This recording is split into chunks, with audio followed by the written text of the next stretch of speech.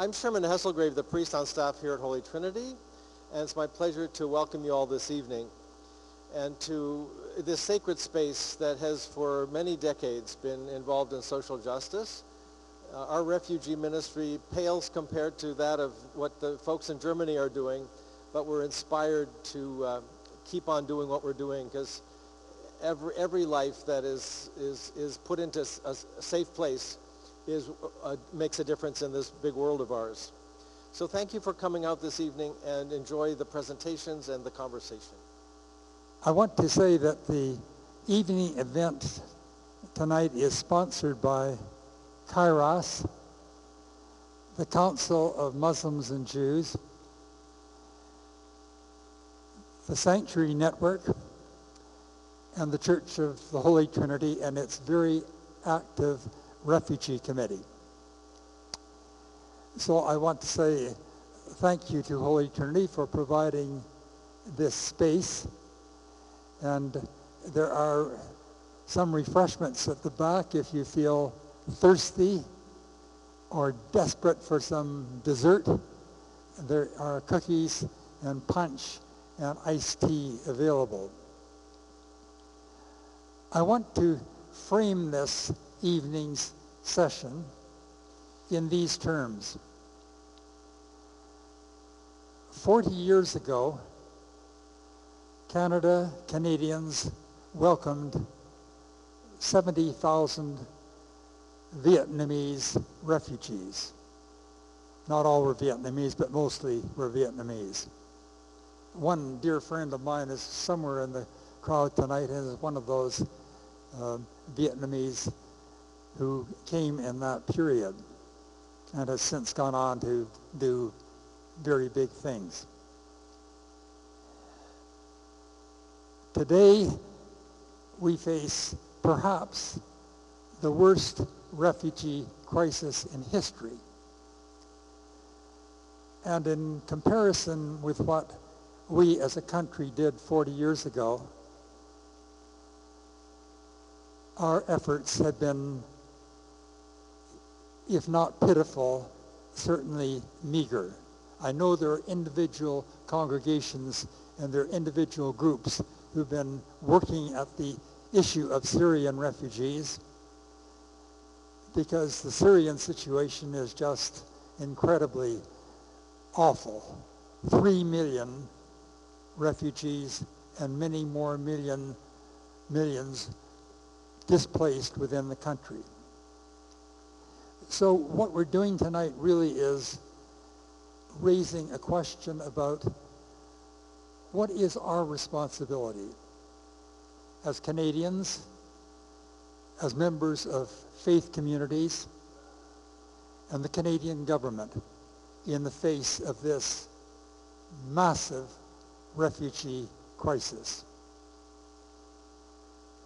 To help spark our thinking and stimulate our discussion,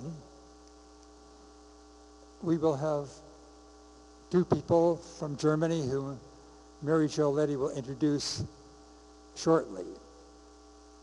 When they have finished their presentation, the floor will be open for questions, comments, and responses. The person who's moderating that part of the discussion, I guess, is on a bike coming any moment to Holy Trinity. We've got a backup person if she doesn't arrive. But that person is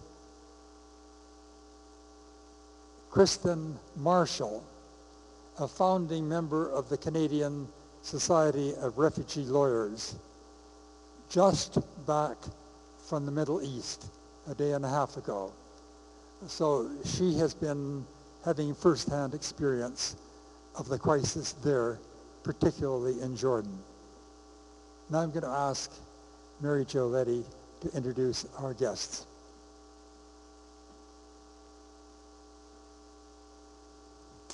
Thank you, Michael.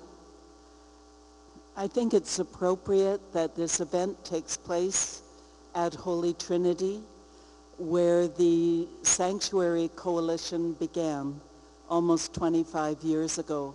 And Michael Creel has been the astonishingly faithful and capable chair of that coalition these 25 years. So thank you, Michael and Holy Trinity. I'm assuming that most of us here tonight are here because we know refugees and we care about them. And I'm thinking particularly of somebody like Father Vittorio, the pastor of an Eritrean community on Lansdowne and St. Clair. And he and his refugee community are engaged desperately every day in trying to rescue some of their people from the Mediterranean. So we have our work here, and many of us are located in this ongoing commitment to refugees and issues that we know here. However, we are also part of a global community of people of goodwill, a global church network, an interfaith network, and we are strengthened in our local commitments by this global reality of goodness. And so we are so enriched by being with people from other contexts, and we can learn from their mistakes, but also be inspired by their successes and moved by the depth of challenge that they face. We are all better for being part of a larger reality. So it's in that sense that we welcome this evening two outstanding refugee advocates from Germany, Hans Thomae and his wife Rita Cantemir. Hans Thomae was the director of refugee affairs for the Evangelical or Lutheran Church in Germany from 1982 to 2014, and it was during that period in Berlin and Brandenburg that he became engaged with the larger issues of the European security, Frontex, the difficult period of the 1990s, the development of a sanctuary movement in Europe, and most recently, an effort to reach the boat people of the Mediterranean. He's just recently retired, which has given him the freedom to travel a bit more, and that's why we are able to welcome him tonight. And his wife, Rita, was one of the original and founding members of the Green Party in Germany. She was the MP for Berlin at that time, and over the last 40 years has remained engaged deeply, passionately in advocacy for refugees through thick and thin. So together they are a remarkable couple, and they are now participating in this most extraordinary resurgence of goodness and empathy within Germany today. I should mention that they are both members of the Heilige Kreuze Church in Berlin, the Holy Cross Church. And this was a church that during the Nazi period supported the Nazis, and then through a process of remembrance and repentance, they came as a church to a determination to do justice and to build a different kind of future, because they really understood, as we all need to learn, that very bad things happen when good people do nothing. So we're happy to have them here, and I ask you to begin by welcoming Hans Thomae.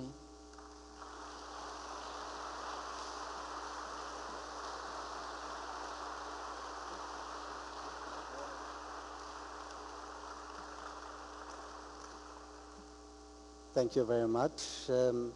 Rita, my wife, and me, we are very glad to be this night with you and to meet people who are committed to the work with refugees as we are in Germany. The evening will be too short in order to give you really an overview about the European refugee policy or the whole situation of refugees in Germany. But we will try to put some lights to some points in order that we can exchange our experiences and views to this subject. I want to begin with some figures. Just to explain this, there you see a refugee boat in the Mediterranean Sea. The picture is not old, it was taken in May this year.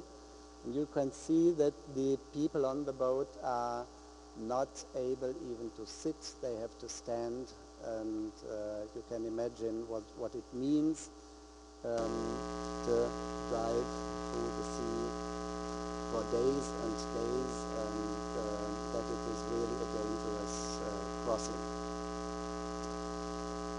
In Germany in the 1990s we had a high number of refugees. In 1993, 20 years ago, it was more than 400,000 a year. Then the government changed the asylum law, made it much more strict. We had a sentence in our constitution saying political refugees get asylum. 4 words. This was the original constitution. Now they changed it, made out of it 257 words in the constitution, and you can imagine that this meant almost to cut the old asylum law. Therefore, the numbers went down during the following years, and they went down around 2008, 2009, down to 30,000 refugees per year, which is very low for our country. But then, because of the refugee crisis in the world, the numbers went up very high. Last year, 2014, we had more than 200,000 refugees coming into Germany, and from January to April this year, more than 100,000 came. So the expectation for this year is 300 to 400,000 refugees into Germany. Syrian refugees are among the biggest groups. We have at the moment round about 100,000 Syrian refugees in Germany. Almost everyone is being accepted as a refugee. This is really new for us. The number of acceptances differs very much, abhängig depending. Thank you, and thank you. Here's one nice woman. She's helping me when I'm looking for some words. Thank you very much. So the numbers differ from very, very much depending on the country. For example, most of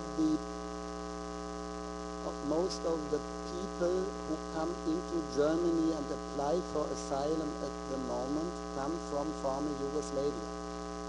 Almost 50% of all come from the different countries of former Yugoslavia. They are almost all rejected. There is not even 1% being accepted. And among them are many, many Roma people. The situation of Romas is very difficult in these countries. I want to give you one figure. The Ministry for Integration of Serbia, of the country of Serbia, they made a survey in 2010 to find out the, I have to check this, es geht die durchschnittliche Lebenserwartung. They found out the average life expectancy of Roma women in Serbia is 48 years. The average life expectancy of Serbian women is 78 years. So 30 years less. And you can understand, or you might, that this incredible number shows that living conditions of Roma in these countries are so bad that they risk their lives. This is because of they have no access to good water, no access to medical care. Many babies die before they get old, and there are many other really harsh conditions to their living. But our government declared these countries, former Yugoslavia, for a safe country. So when these Roma come into Germany, apply for asylum, it takes some days and then they are rejected and then they have to go home. This is one part. On the other hand, Germany is rather welcoming refugees from Syria, from Iraq, Afghanistan, Eritrea, and some other countries. To give you the figures, from January to April this year, 20,000 Syrian refugees came into Germany, 5,000 refugees from Iraq, almost 5,000 from Afghanistan, almost 2,000 from Eritrea, and 1,500 from Somalia. So it is a really, the picture is different. I now would like to come to we brought some photos with us just to give you some impressions. These photos we took in Tunisia in November last year. We paid a holiday, we paid a visit there for holidays, and we visited a fisherman who had rescued refugees from the sea. We will see him. This is one, you can imagine 200 people on such a boat and what it means. These boats used to be as refugee boats. They come mostly from Libya. These smugglers, they leave them on the sea and transfer the refugees to other boats. And the fishermen, as they are afraid when they are fishing in the night to crash with them, they do them into the harbor. So this is the reason why they are in the harbor. This is Ahmed Jenziri, a Tunisian fisherman. He rescued with a boat like this, rescued 35 refugees who otherwise would have drowned. Then he informed the Italian and the Maltesian border police, I have rescued these and I want to bring them ashore. He went to Italy, and when they arrived, they were all arrested. The refugees were, after some days, without refugee asylum procedure. No, they could apply for asylum, but before the decision, they have been deported to I don't know, Libya or Tunisia. Some weeks later, the authorities who had to decide about the asylum applications informed the public that more than 2/3 of them would have been granted asylum. So this was clearly a violation of the Geneva Convention, but they were already gone. This fisherman was put into jail for more than 2 years, and he was accused of smuggling into Italy illegal migrants. He got no support by Tunisia, almost no support by Italian. There was a small group of people in Germany an initiative who collected money to support him in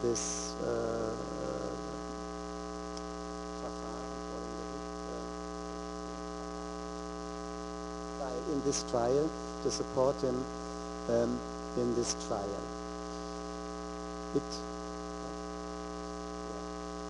The trial took, I think, 5 or 6 years. During this time, he could not work, and the Italian authorities crashed his boat, which was not yet paid. So he really lost the basis for his existence, for his and his family's existence, and this shows how Europe used to deal with these cases. Today the situation is a little bit different.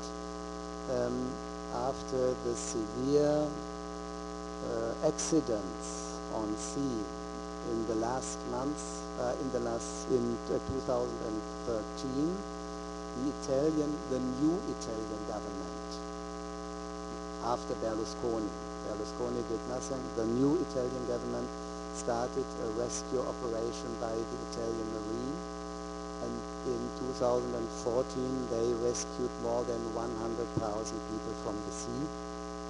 They asked the European community to help them with this,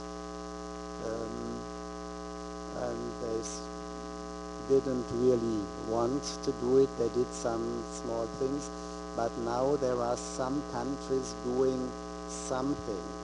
For example, Germany sent 2 military boats and they are now helping to rescue refugees from the sea. Okay. This is a banner of refugees who came via Lampedusa. The living conditions in Italy for refugees are very, very hard. Even if they are accepted. The problem is the Italian economy is down. There is much unemployment, and even young, good educated Italian people have problems to get a job. So the situation for the refugees is even worse. And the Italian state gives only for a maximum 6 months some social help. So this counts also for refugees. But if Italians are in need, they might have friends or family or some people to help them. Refugees don't have. So it's really a very, very difficult situation for refugees in Italy. This is the reason why many of them try to leave Italy, come to Germany, France, Sweden, and other countries. They are there illegally, and it is very difficult for them to get a permission to stay. Normally they don't get, and this was an initiative of these refugees. They protested against their living conditions. They are in Germany for more than in Berlin for more than 2 years. German people help them with food and some things like that, but it's really very hard. This in the left house they used to live, but the Senate of Berlin, the Berlin government, they threw them out, or they wanted to throw them out. And they went up the roof. You can see some of them there. The police is downstairs, and they said, when police, we will jump off the roof when police comes. So this lasted for quite a number of days. We tried to get in order to help where pastors were talking. But we were not allowed to get in. This is a silent demonstration of not the same refugees on the roof, but the same group of refugees. Several parishes in Berlin gave shelter to them when they were thrown out of their houses, and they are paying now for their living. For months now we are discussing with the Berlin government. They don't give in, no matter whether the bishop asks or the bishops, the Catholic and the Protestant. Until now there is no solution. And this is a church.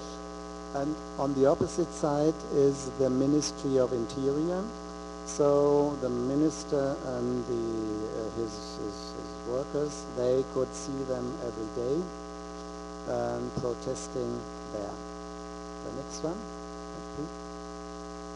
Yes, this shows Europe open your doors. The next one.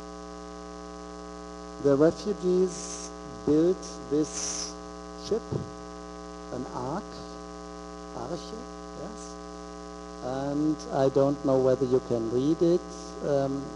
They say, we come from Lampedusa, we have no shelter. Refugees from Lampedusa are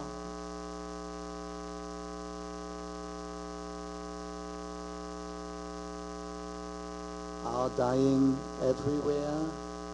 Europe is responsible for our misery. This ship was placed in front of Heiligkreuzkirche, which used to be our church, on Pentecostal. And around this church is a very, very big carnival of cultures, an event where hundreds of thousands of people come along. So this was really seen very well.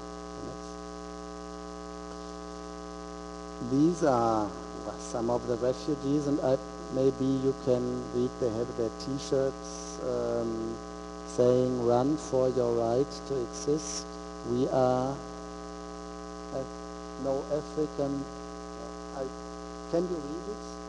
Yeah, okay, so I must not read it for you. This was in a church building, an event in September, Intercultural Week, and we were there with a bishop and the cardinal, and yes, still we are looking for a solution. This is front, Lampedusa, yes. Got. This is an interesting initiative. It's in a church where we have much artists' work. And these boats were produced by an artist who did this together with refugees, and it should be an artwork showing, well, visualizing the boats of refugees in the Mediterranean. This is the artist on the left and some of the refugees. This is another artwork. This is early in 2009. A Greek artist built these refugee boats. They were used as boats from the refugees to get over from Turkey to Greece. And she made this sculpture out of this, and it was placed in front of the Brandenburg Gate, which you might know from the television. Yes, it's the prominentest point in Berlin. Yeah. This is just a sign to explain what it is. Yes. And then I want to give some information on another initiative. This year, for the 20th time, we ask artists to give us their works. We sell them in an auction on a Sunday in October, mid-October, in the Heiligkreuzkirche. And this is during the auction. Just to show you a picture, and this picture which is sold there shows the Berlin Wall, which opens, and the refugees go through the wall. This is made by Iranian painter Kani Alavi. And when you ever go to New York and get to the UN building, you will find there a piece of the wall, and on this wall there is a painting from Kani Alavi, from this painter. Don't miss to get there. It shows the wall and two people giving their hand across the wall. Yes. This, you can see the church is full, like this night. And this is the piece of the wall at the UN building. At the moment they are reconstructing something, but when you get there, don't miss it. Okay, and this, I think it's the last one. On the left side, this is Kani Alavi. During our auction, 2 Syrian refugees and a woman who helps us with the auction. Oh yeah, no, I don't know. Yes, another question. There is Raif Badawi in Saudi Arabia. You might have heard from him, a young blogger, and he is sentenced to 10 years of imprisonment and 1,000 lashes and 200 and around $30,000 to pay. He's in prison now, and he got some of the lashes, and he's waiting for the next. His women and his children are living in Canada, in Montreal.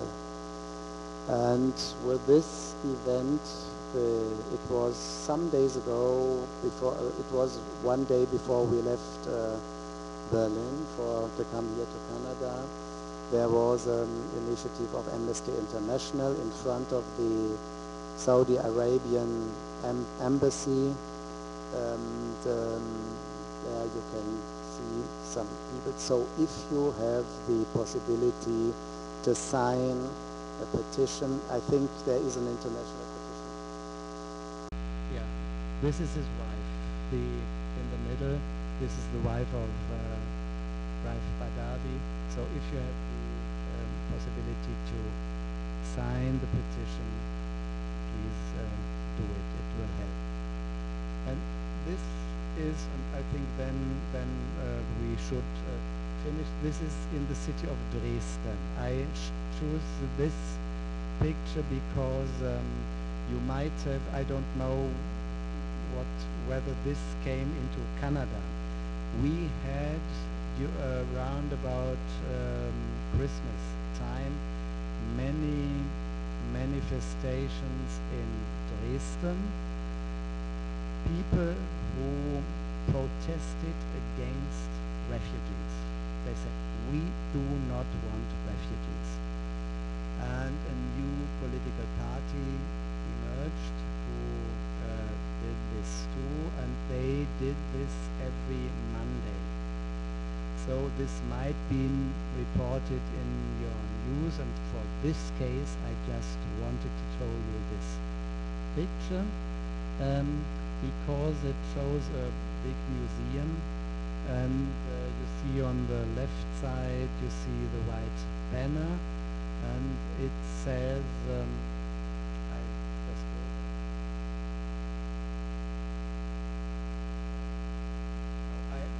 I would say what it says almost. Well, there are let's say 15 museums in Dresden, and the works we have, they come from countries all over the world. In the museum are working people from all over the world, and we are, as the city of Dresden and the state of Saxonia, which is Dresden is the capital of the county of Saxonia, we are proud to have the world here in our city. That's it. So if you have, and this is this is the Berlin Philharmonie building, and this is quite similar. It says 128 musicians, 85 workers, 25 nations, 4 religions, the Philharmonie. So in order to I think it's very important that these institutions show we have a different point of view to some people on the streets.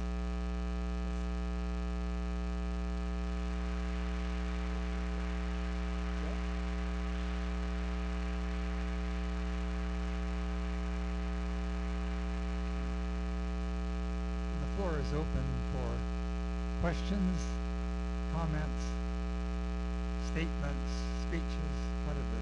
And I can now introduce Kristen Marshall, who I referred to earlier, just back from Jordan. And Kristen will moderate, and questions can be directed to Hans, and I'll move around. If you want to move around with the mic, Peter will move around with the mic. I like to move around.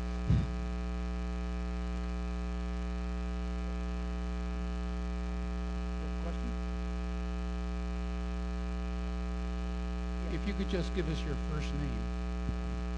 It's Alexa, Hans.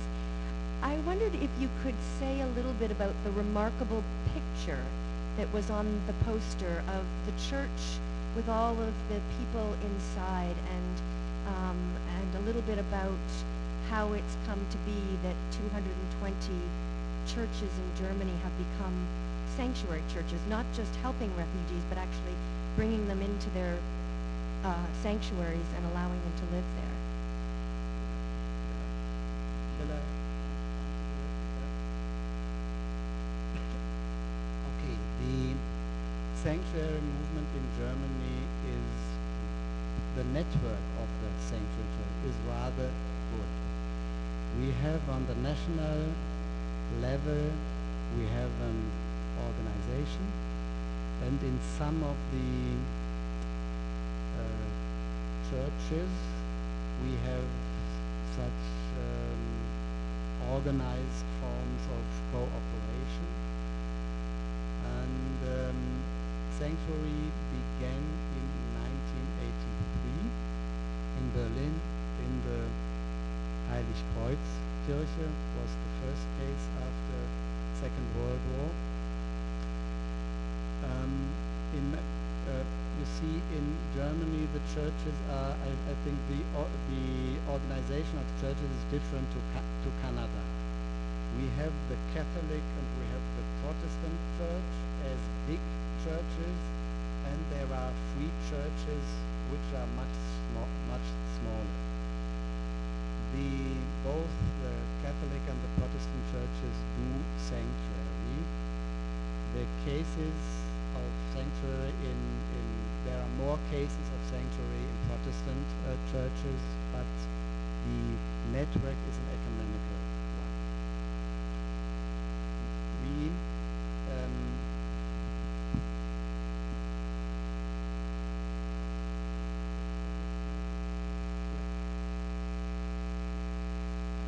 think it's necessary to explain something. It's not only the church and the sanctuary movement. We have councils, refugee councils in the big cities. The first refugee council was in Berlin. It was in the time 81,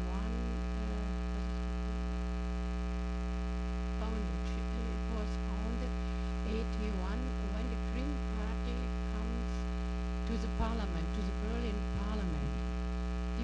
They have begun with a work for the refugees, for migrants and refugees. And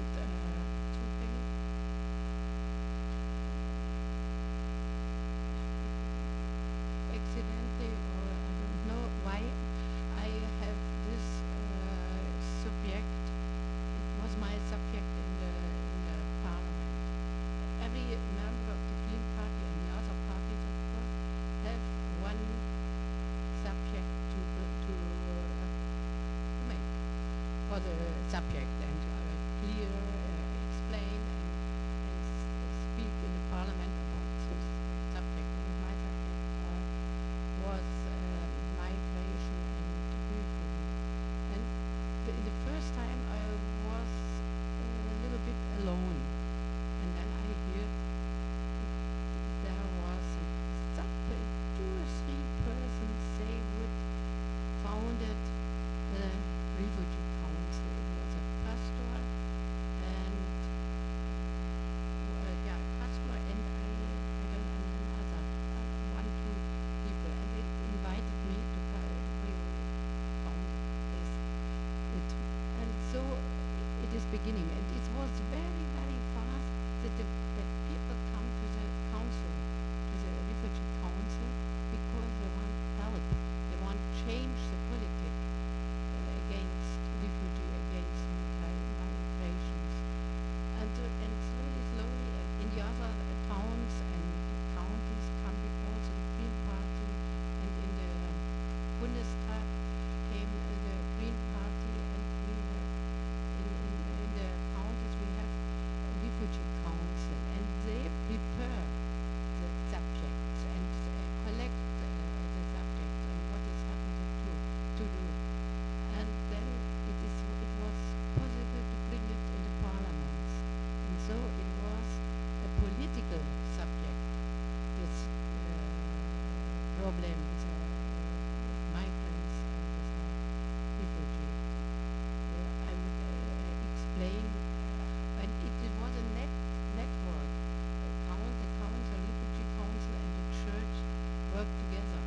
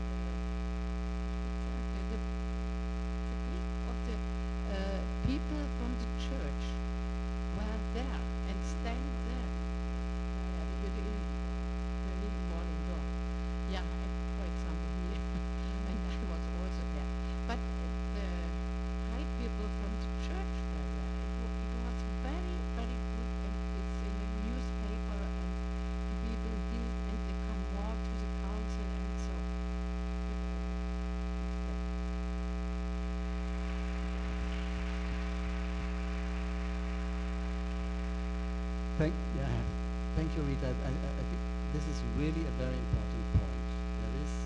You need networking. You know this. I think we don't have to tell you this, but well, in Germany, the network between the refugee councils, we have a refugee council in every county, federal county, and we have a refugee council on the national level. And the churches and the refugee councils work closely together. And we look for politicians who are sympathetic to this, and in order really to, and of course for journalists, media are very, very important, and so we try this. Your question was why so many sanctuaries?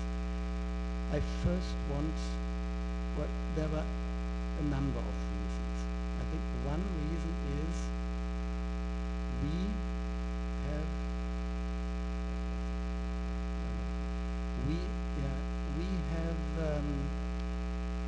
every church has worked out regulations for sanctuary, and they are a consensus within the respective church and among all of us. And this means that a small parish giving sanctuary to a refugee is not alone, but when it is working within the framework of these regulations, they can be sure that the church leading bodies, the bishop, they are behind them. And I think this is a very important point, because also the governments know this. They do not have to deal only with a small church, and they don't bother. But they know behind the small parish is a church, and they have to deal with this church as well. And for example, during the 30 years of my work for the church, it was one of my duties to counsel those parishes, to advise parishes who give sanctuary, and we have in our church an office which gives advice to refugees, but also to parishes who give sanctuary. So the parish who gives sanctuary can ask the office, what do you think of this case? Can you give us some information? How can we work together? For example, I tried to get into contact with, when we had partners in the country of origin, church partners, to get more information, to get detailed information. I tried to get information from UNHCR, and so helped the parishes who did sanctuary. And I think all of this and many other reasons are responsible that the sanctuaries in my church were successful to round about 90%, which is really a high number. And the average number of success in Germany is between 70 and 80%.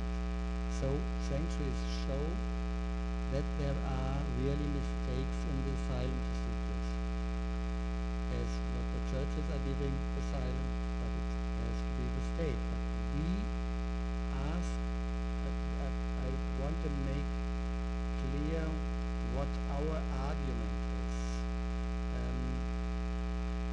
We were questioned by the government, and they said, what you are doing is against the law. And we are a democratic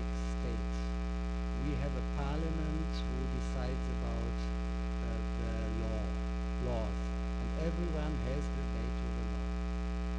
We answered, we accept this, we obey to the law. We do not ask for the right of churches to decide about asylum. But when it comes to the question that a person is in danger for life, liberty, or other serious violation of human rights, then every mistake is crucial, is dangerous. So it is worth, when you doubt that the decision might be right, that you look again into this decision and try to find out whether there is another way. And this argumentation was accepted by many is in the public. There is an expectation even by some parts of the public that churches do this. And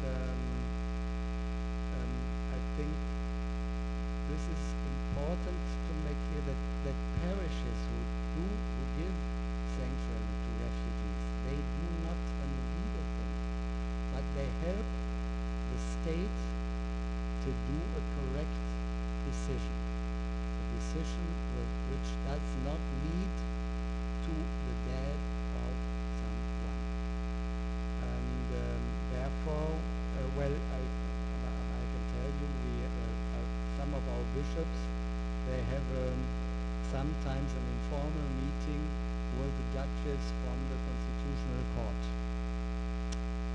And there was one judge of the Constitutional Court in this informal meeting, having a breakfast. And she said, well, my opinion is that sanctuary helps us to keep our constitution, to keep our rights, because it would be a violation of the constitution if some person is deported and dies or get any severe thing.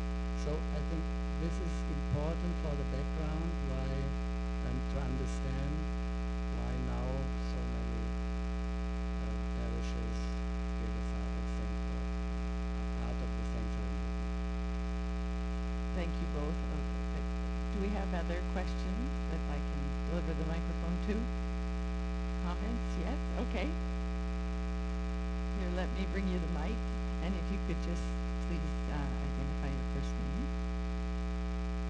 Hi, my name is Robert, and I was just wondering why the refugees are going to Italy as opposed to Spain. I thought it would be easier for them to go to Spain.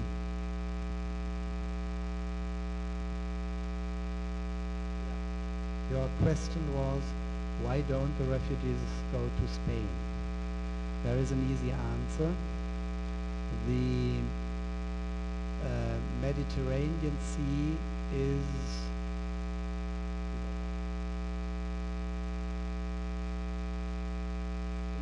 is monitored by border police, by military, and we think there is no sea in the world which is monitored as dense. It is technically monitored by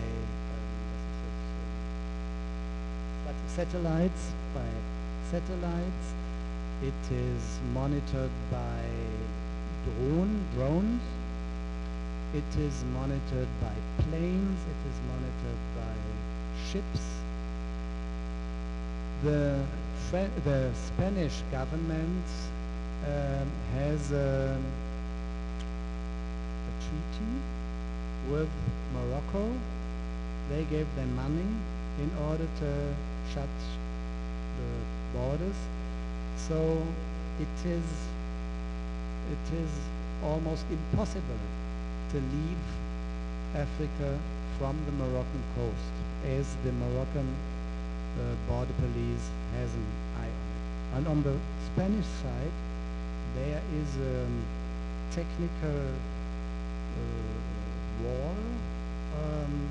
So it is very difficult to get into Spain. And third reason, the Gibraltar Strait is very difficult to cross because of winds and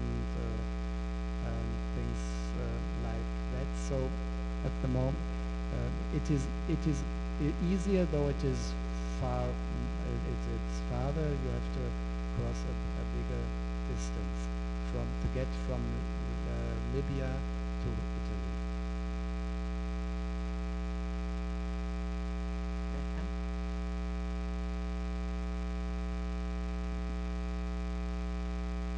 Sorry to give you a workout. I'm Allison, and I wanted to ask about the decision by the local authorities that you spoke of, presumably the city of Berlin, to remove people from their housing, from their shelter at that exact moment. So the protest that you talked about where people were on the roof. And Pardon, I did not. Can you speak more sorry, slowly? yeah. So you talked about the decision of authorities, the police, the city of Berlin, to remove people from their shelter. And I wondered why they did that at that exact moment, what their rationale was. Okay. These refugees from Italy, they are illegally in Berlin. And the story is a little bit long. To make it short, in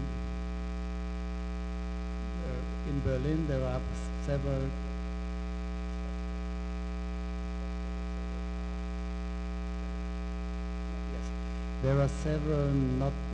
neighborhoods or parts of the town with a known small government, and the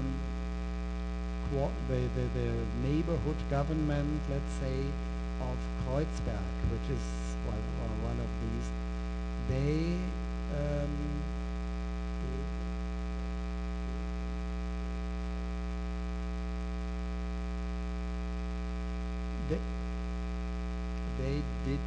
they did not accept them, but they said they gave them a school building to stay. And they asked the government of Berlin to give them permission to stay.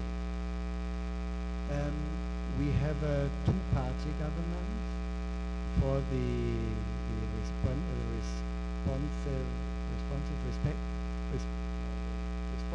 responsible minister of interior is a conservative politician, and he does not want to give permissions to stay at all.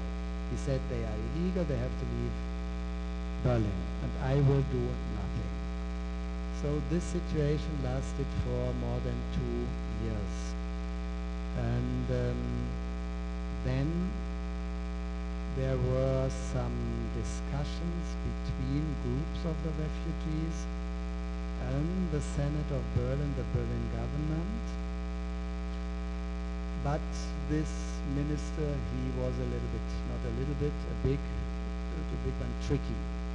So they had discussions and they came to a conclusion saying the refugees will move out of the school and they will make applications, and the authorities will check these applications, and when there is a possibility to do a positive decision, they will do it. The procedure began, and there were 450 cases. 3 cases were positive, the rest was negative, and the 3 cases which were positive were because the authorities were forced by law to make a positive decision. So they did not any positive decision by their own. And then the situation lasted on that refugees were in the streets they were in some of them were in shelters like this house. But at the end of this decision, the Senate stopped the money, and so they were thrown out like this.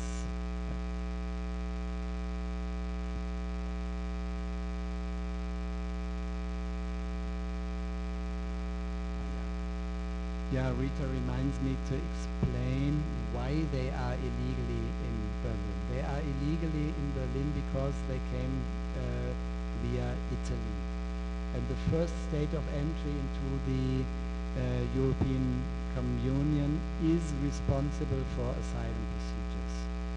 So if they show up in another state and the state finds out from which European state they come, for example now Germany asks Italy, we have Mr. So-and-so, and the Italian authorities say, well, he is known to us, and then the Germans say, are you ready to take him back? Let's say Italy says, well, we will take him back, and then he has to go back. And all these refugees, you saw on the they came via Italy, and so there are some legal possibilities. So the minister could do, if you want, for at least quite a number of them, could do something. For example, we found work for them. We organized German lessons for them. So we could show them, if you give them the permission, the problem is solved for you. But he doesn't want. So I have a question and a comment and an invite, and I'll do them in reverse order so it ends in a question. So my name's Peter, and I'm with the Christian Peacemaker teams. Last year on the Mediterranean, CPT had a project on the Isle of Lesbos, supporting refugees that were arriving and were being faced with xenophobia and a lot of incompetence, and we were helping to advocate for them and support them. And the invite is for anybody to join our team this year between July and September for a period of time to work literally on the borders, supporting people going through all this. So the comment I have, I was in London a few weeks ago with the CPT European Gathering and the European Catholic Worker Gathering, and we held a prayer vigil and protest against the militarization of the Mediterranean. And I would ask you to comment on, you've already talked a bit about the border with Spain, but on the whole picture of how the Mediterranean is being militarized, and particularly how search and rescue is being retooled into border control.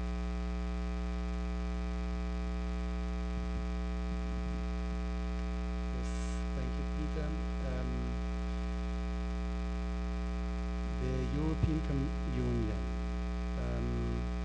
founded an organization called Frontex, which is the European Border Control Organization. This organization does not control the borders alone, but they are cooperating with the national border control, and they are moderating the different border control initiatives and so on, and the militarization and the technical things. And they do it better and better and better, and the money they get gets higher and higher and higher. And so this is Frontex is very much very much criticized by us because they do little, if not nothing, in order to save people from the sea. And for example, until, I don't know, until 2013 or something like that, many refugees came from over Turkey and then entered Greece on the land. There is a river called Ebros, and they had to cross this river, which it's a big river. It can be a big river depending on the time of year, and many of them died. Others died because there are mine fields at this border, not because of the refugees, but because of the tensions between Greece and Turkey, which used to be stronger. And in order to cut this, to cut the inflow of refugees, they built a big wall system at this land border. And this is so effective that now almost no refugee is able to jump over it. So the refugees who enter Greece now, they come by sea, which is dangerous water, but still there are refugees coming to Greece, to Cyprus, and to Italy. Yes. I think we have a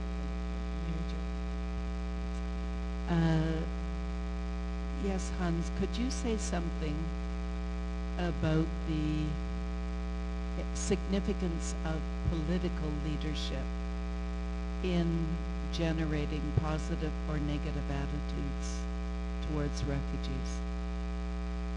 Yes, Mary Jo. We experienced in the 1980s and in the 1990s until, well, in the 1980s and in the 1990s.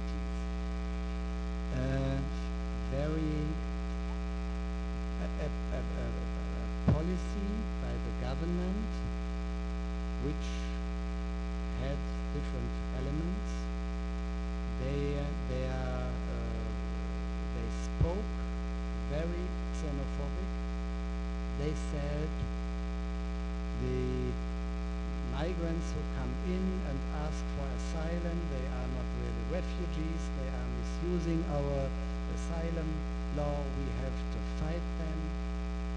And they did it for a clear reason, because it was a conservative government, and they, by this strategy, they tried to integrate the right wing, the political right wing, into their campaign.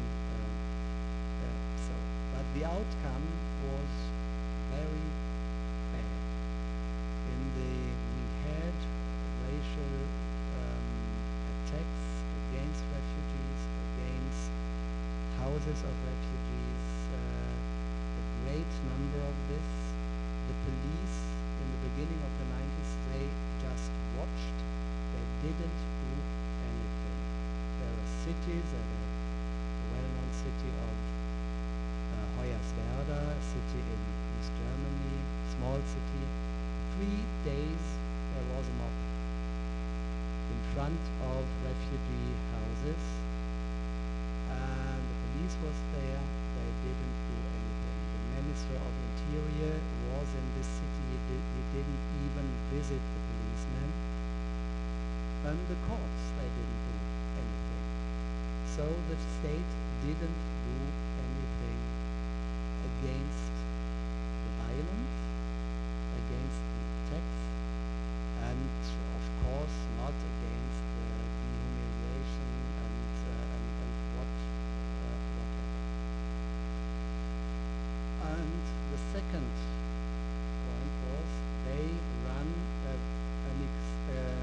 policy of excluding refugees from society. So they put them into former military camps far outside of cities, in the middle of woods, far away from schools and everything else. The refugees were not allowed to work. The refugees were not allowed to leave the area for which the police office was responsible. That could mean, for example, getting for the children, getting to school. They had to cross this border and they had to ask for permission, a special permission to get this.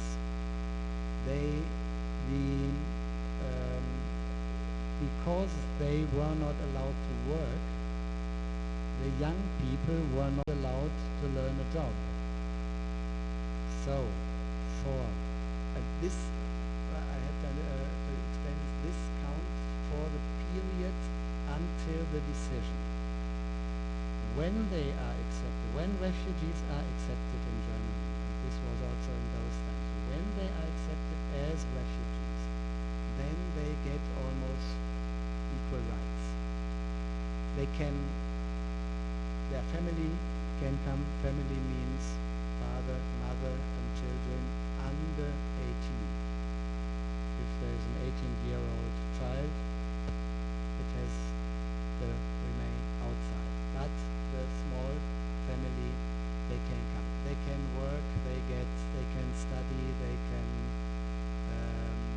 they can move. But in this period until the decision, the decision could last 5 years, 8 years, would last 1 year. You never know. So in this period of time, they couldn't do anything. This meant, for example, that young men and women, they were not allowed to learn. They could go to school until 16. Sometimes they could finish, could go until 18 and then finish. No. And so this is another form of exclusion. The next form, they didn't get money to buy their food, but they got papers. And with these papers, they couldn't go to every shop, but only to special shops. And when they went into a supermarket to accepted this, and they were queued up, and it took time for these things, and you can imagine what the people behind them said. And so there was a policy of excluding refugees from society. And this changed when the Green Social Democrats government came into power at the end of the 1990s, I think 1998 or 1999.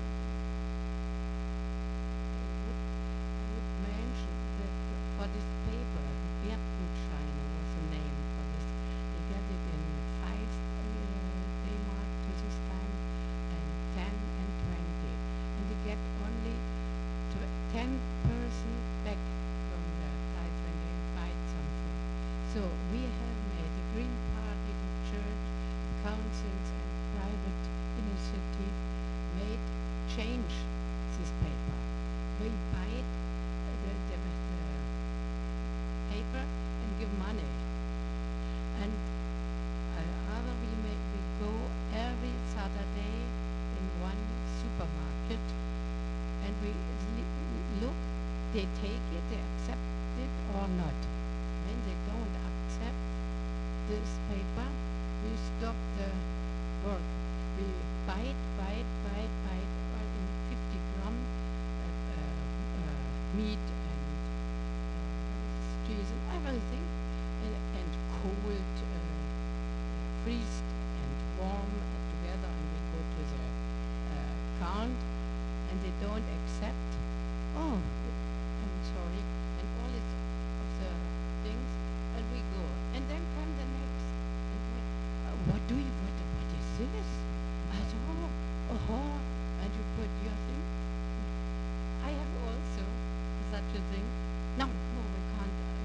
written for us. Okay, I'm sorry, tschüss. And come police and closed the shop and so. And it was 2 years we have to make this every Saturday. And then it's finished. I would say it. Tell it. Thank you. Okay.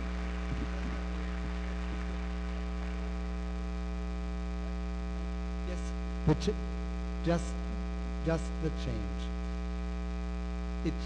This policy started to change with the Green Social Democrat government. It started. They do not play the xenophobic card. They did more integrative policy. They did not do everything what we wanted them to do, but they did something. Today we have Angela Merkel, as you well know, and her party, under her when she was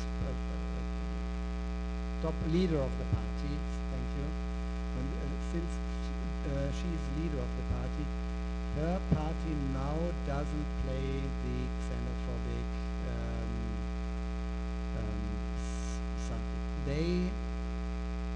Angela Merkel is not arguing in a racist way or in a xenophobic way.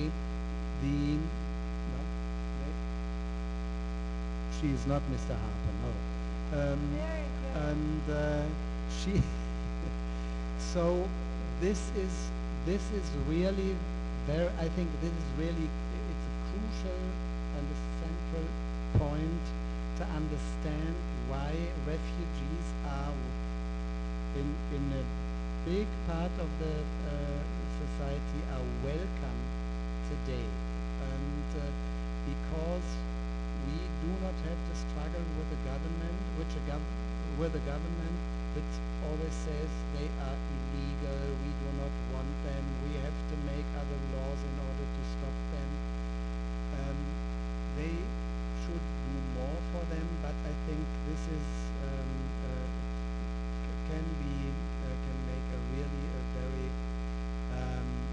important difference. And for example, the acceptance of Muslims in our country is so and so. But our former president, he said in an important speech, Muslims are part of our society, and Angela Merkel said it with almost the same words. She was criticized for this by some conservative people, but she's the head, so this really makes a difference, yes.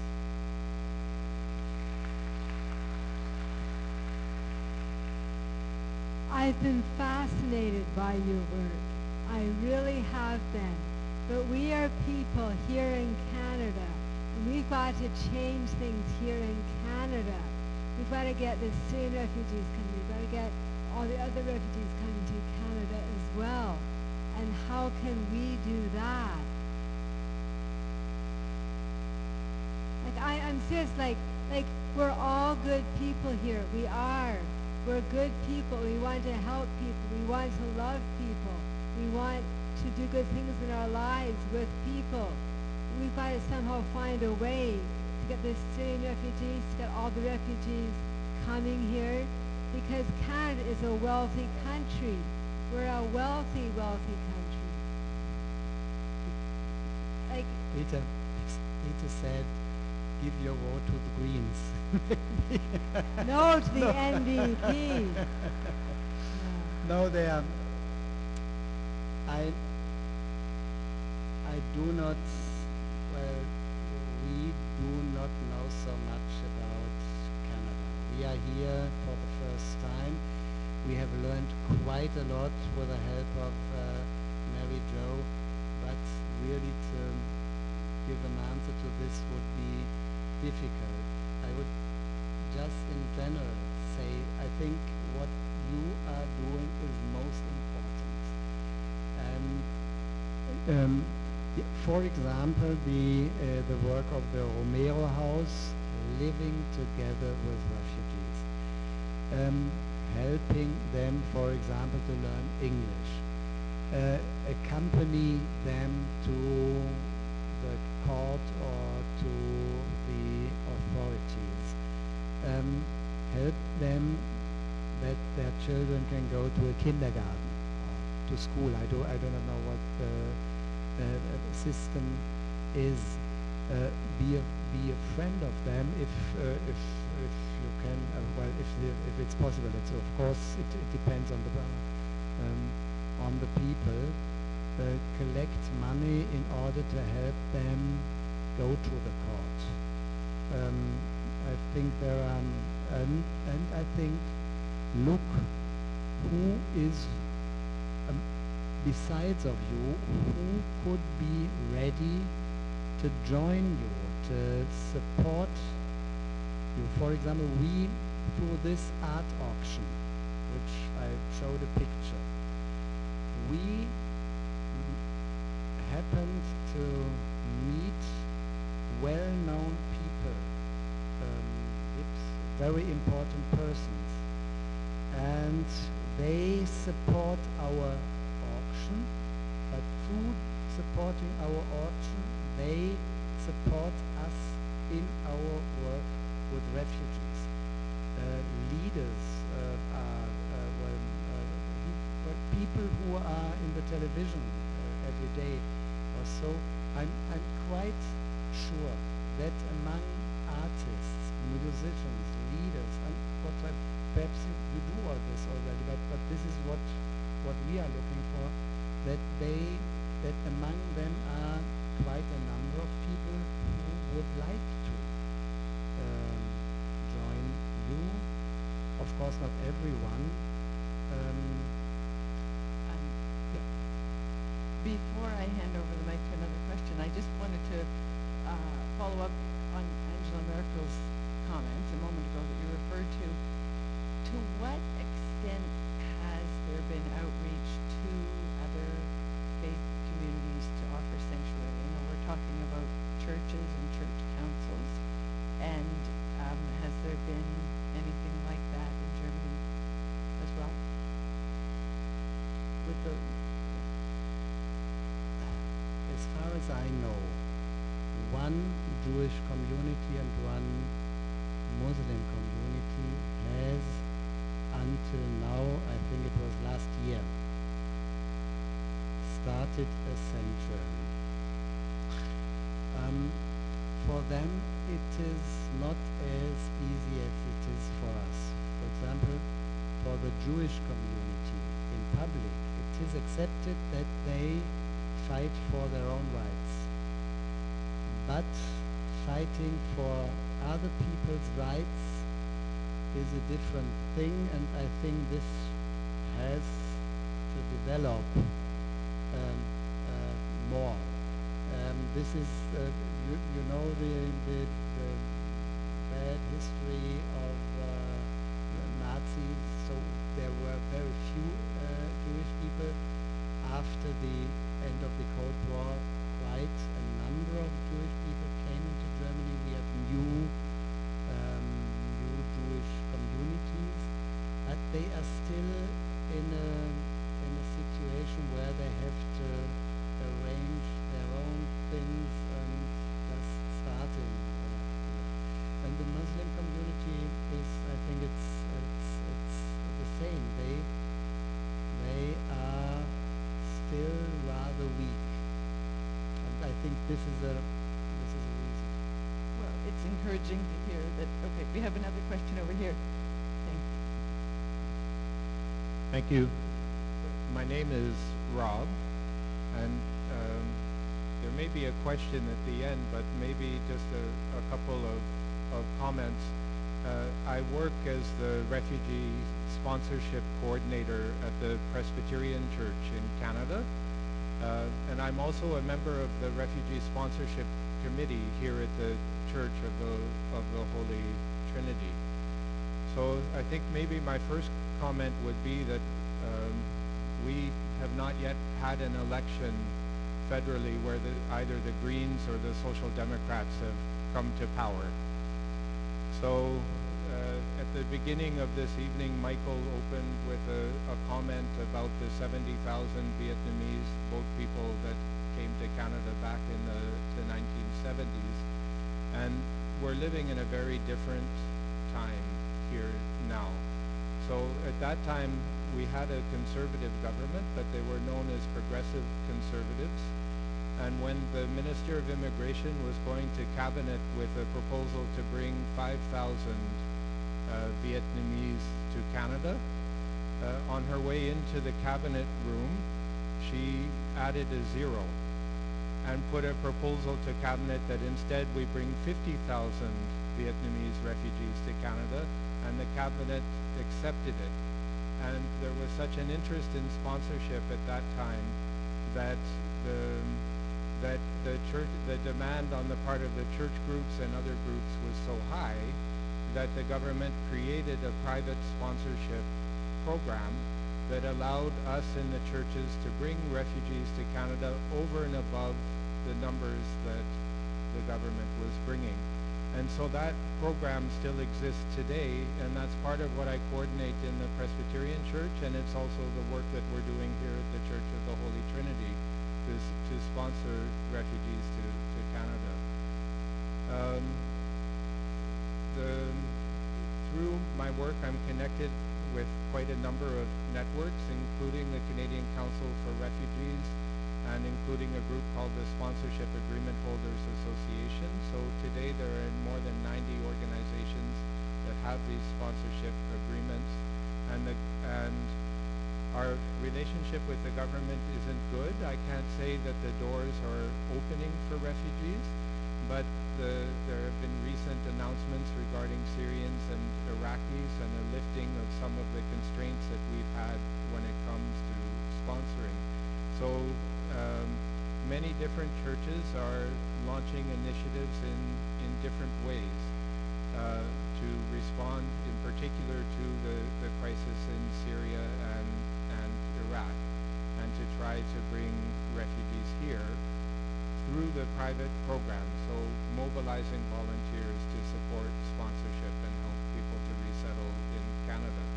So if people are interested, I would suggest that if you're part of a faith community, that you find the people in your faith community who are involved in coordinating the sponsorship program and seeing what you can do to help Syrians and Iraqis to come to Canada, or refugees from elsewhere in the world.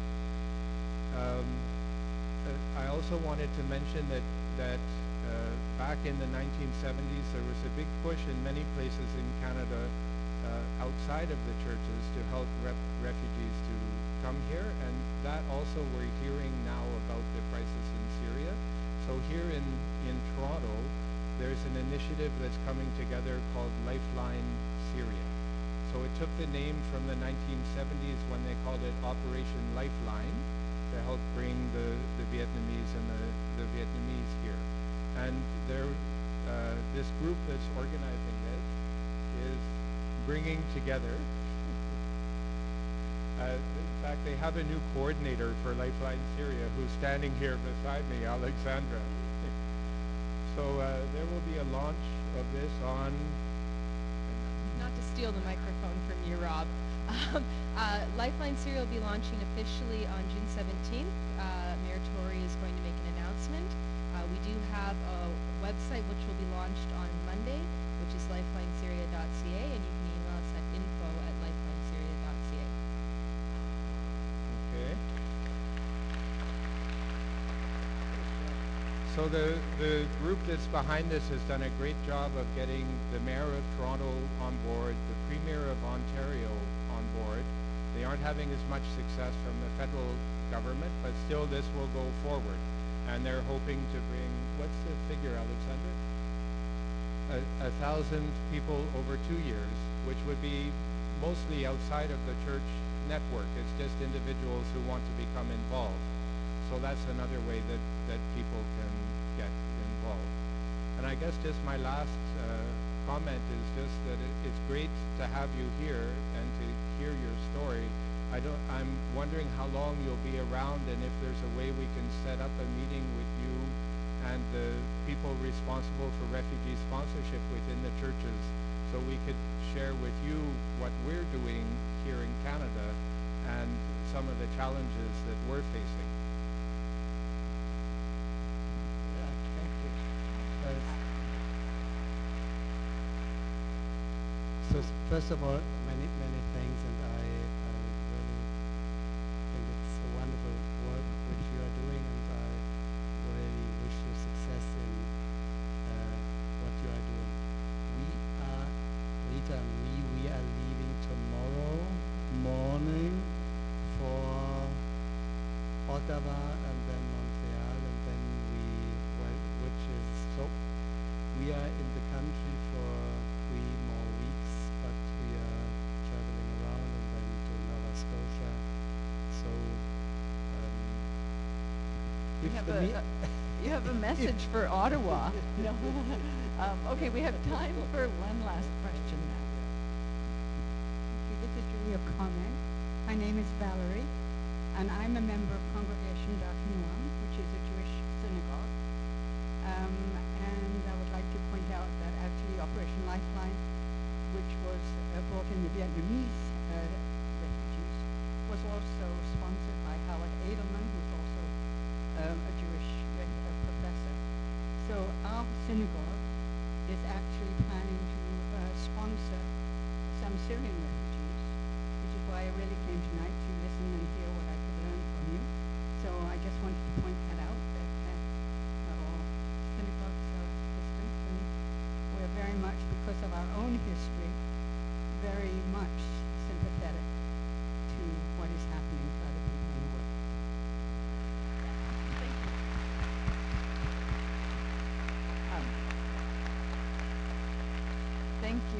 Thank you very much. I mean, on that note, Hans, just a last comment for 1 second.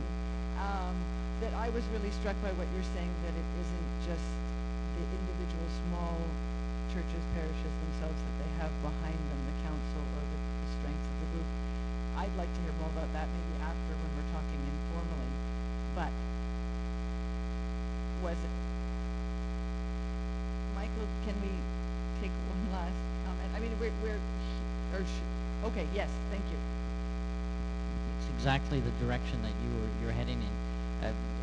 What I noticed when you were speaking, of course, is that the churches in Germany have a tradition that has brought in the idea of sanctuary, and these councils as well, in a more quote secular setting, they're there too. So it strikes me that you have a culture, a kind of mass. What's the word I'm looking for? The critical mass for it being a part of the culture at large. Would that be an accurate thing to say? Could you comment on that? And that speaks to how difficult it is here to have committees and groups that are doing things in little streams throughout the culture. But from what you were saying, it sounded like it's much more embedded in the cultural history and even in the culture at large in Germany. Yes, perhaps you can call it a critical mass. But it was not in the 1990s, to be very clear, and I think this had to do with what I was talking about the government and all these things today. As the numbers of refugees go on, we realize that whenever a new house for refugees is opened, right-wing extremists try to get into the situation and, how should I say, get to the neighborhood, get to the internet and say, we don't want no refugees. But the situation compared to the 1990s is completely different. In almost every of these cases, the churches, the neighborhood initiatives, other refugee supporting groups, they join together in order to start a welcome initiatives for the refugees in order to fight back these right-wing groups. And until now, I do not know any case where right-wing groups succeeded. And so there are cases, for example, we have some places where they were burnt down. We have a tax against this, but it's one more element of this. Because of the xenophobic and racist things in the 1990s, a structure was founded. We have now, at least in the region where I'm living, we have professionals who counsel parishes, associations, cities, villages, when there are racist events or whatsoever. So besides of the police, besides of the restrictive elements, we have this professional network helping people like us. They come to your place when you invite them, and they speak with you. What can you do in your place? Whom do you need for your initiatives in order to fight these right-wing people? I think this is very important. They are paid from the state and from some other money, and this it takes a time until you see any outcome. But now you can see wherever this occurs, such things occurs, they get in, they discuss this, they help to organize things. So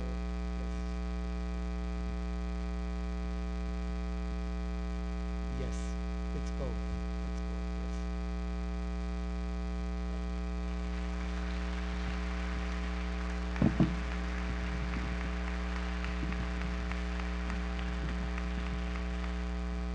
I'm conscious that there is an enormous amount of expertise, experience, concern, commitment with respect to refugee matters here tonight, and it would be wonderful if we could continue this conversation indefinitely. But I'm also conscious of the fact that it's always kind of smart, I think, to stop when people are still looking engaged rather than when they begin to nod off. And so I think we can draw the formal part of this event to a conclusion, and there'll be opportunity for people who want to come up and chat with Hans and Rita, or chat one with another, because I think the big issues that are raised here are issues that we all have to come to terms with and think about in terms of the future, the present and the future. Hans and Rita.